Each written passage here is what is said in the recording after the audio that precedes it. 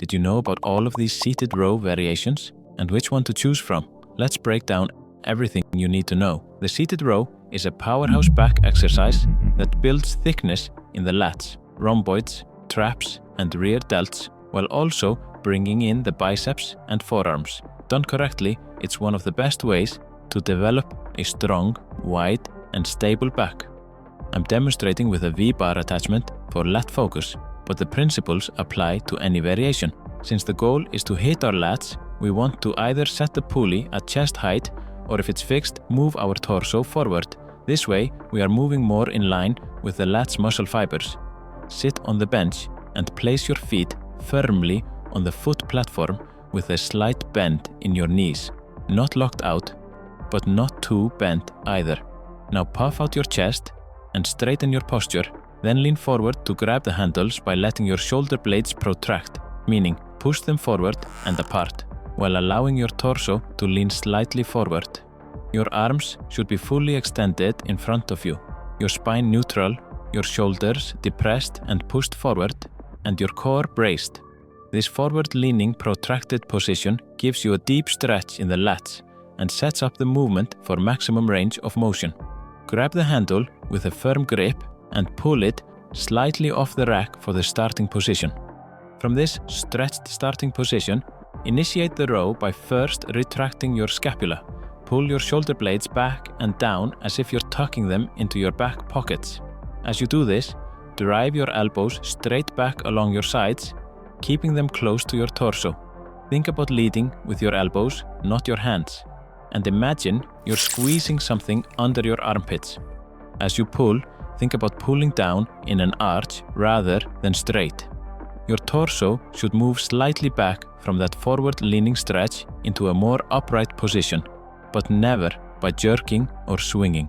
At the peak contraction, the handle should touch just above your belly button. Your elbows should be pulled past your torso, your chest lifted tall, and your shoulder blades fully retracted. A slight arch in the upper back is fine here as long as your lower back stays neutral and you're feeling the squeeze in your lats. Keep your shoulders down. Don't let them shrug up toward your ears.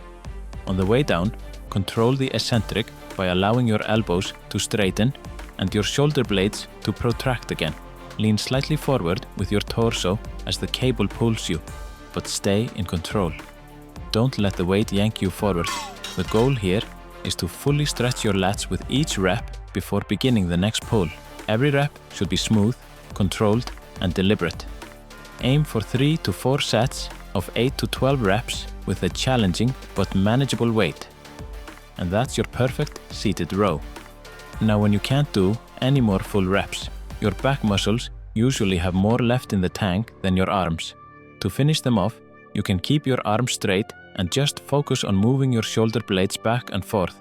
This isolates the back and brings it to true failure.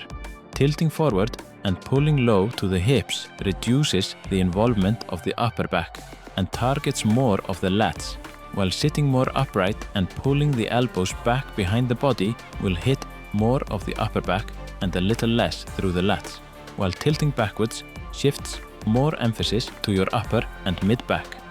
Elbows tucked close to your sides emphasize the lats the most. Think about pulling your elbows straight toward your hips. Elbows at about 45 degrees from your torso balances the workload between your lats and your mid back. Elbows flared out at 90 degrees turns the row into more of an upper back and rear delt exercise.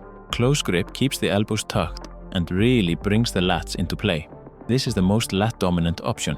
Medium grip creates a balance between lat engagement and mid-back contraction. Many people find this the most comfortable long-term. Wide grip shifts emphasis to the rear delts, rhomboids, and traps. The range of motion is shorter, but the upper back contraction is strong. You can also perform a single arm seated row by grabbing one handle and slightly twisting your torso at the end of the pull. This allows for a bigger range of motion and can help fix imbalances between sides.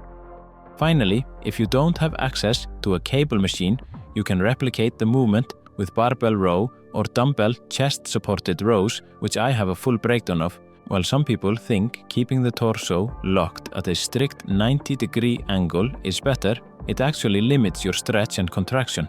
Instead, let your torso flow slightly forward on the stretch and slightly back on the contraction. This ensures you're working through the full range of motion and maximizing back engagement.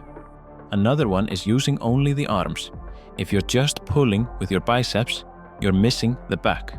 Instead, initiate every rep by pulling your shoulder blades back and down first, then follow with your elbows. And lastly, doing them all at the same time. Which of these mistakes have you caught yourself doing? Drop a comment below and let me know. And there you have it. Check out these videos if you want to learn more. Until next time, verið í sel.